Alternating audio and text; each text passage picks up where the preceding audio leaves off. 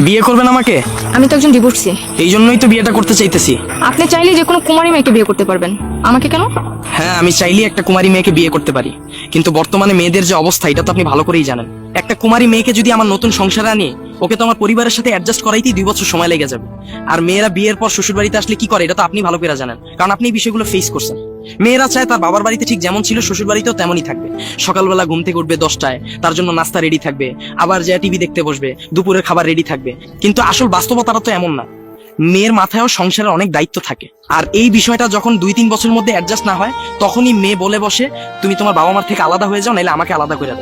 কিন্তু আপনি তো ভালো করেই জানেন এই দুইটার একটাও কোনো ভালো সমাধান না। এই একই ভুল আমিও করেছিলাম। এখন আমি বুঝি সংসার ভেঙে যাওয়ার তীব্র যন্ত্রণাটা কি। হ্যাঁ, এক্স্যাক্টলি, আমি এই জিনিসটি আপনাকে বুঝাইতে চাইছি। একটা ইয়াং মেয়েকে যখন আমি নিয়ে আসবো, হয়তোবা এই ভুলগুলোই ও আবার করবে। আর এই জন্য হয়তোবা আপনারও ডিভোর্স হয়েছে।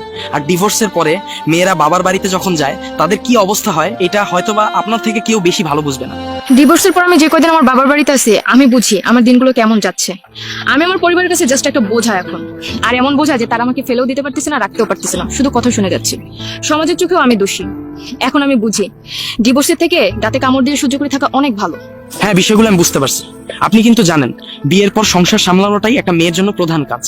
আমি যদি একটা কুমারী মেয়েকে বিয়ে করে আনি, ওর প্রথম অবস্থায় চাহিদা থাকবে আমি ওকে প্রতিদিন বিকেলে ঘুরতে নিয়ে যাব, ওকে নতুন নতুন গিফট দিব, ওকে সময় দিব। কিন্তু আসলে বাস্তবতাটা তো এমন না। এগুলো চাইলেও করা যায় না।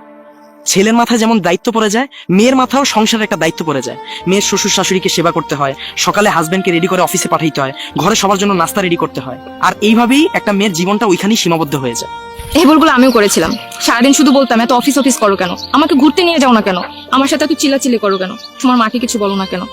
কত ভিত্তিহীন ছিল সেই অভিযোগগুলো। আজ আমি বুঝি বর্তমানের মেয়েরা প্রেম করতে করতে মগজটা নষ্ট করে ফেলাইছে।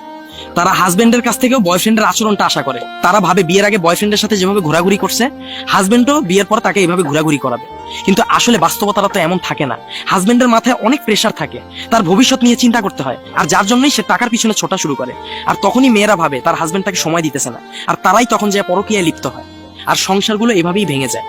আর আপনার উপর আমার পূর্ণ বিশ্বাস আছে, যেহেতু আপনি এই বিষয়গুলো সবকিছুই পার করে আসছেন, আপনার এই বিষয়ে অভিজ্ঞতা হয়েছে। আপনার সংসার জীবনে কোথায় ভুল হয়েছে, কোথায় আপনার কি করাটা উচিত ছিল, এই বিষয়গুলো সম্পর্কে আপনি এখন অভিজ্ঞ। আর এই জন্যই আমি চাইতেছি আপনাকে আমার লাইফে নিয়ে আসতে। আর এই জন্যই আমার পূর্ণ বিশ্বাস আপনি আপনার সর্বোচ্চ চেষ্টা দিয়ে আমাদের সংসারটাকে আগলায় রাখবেন।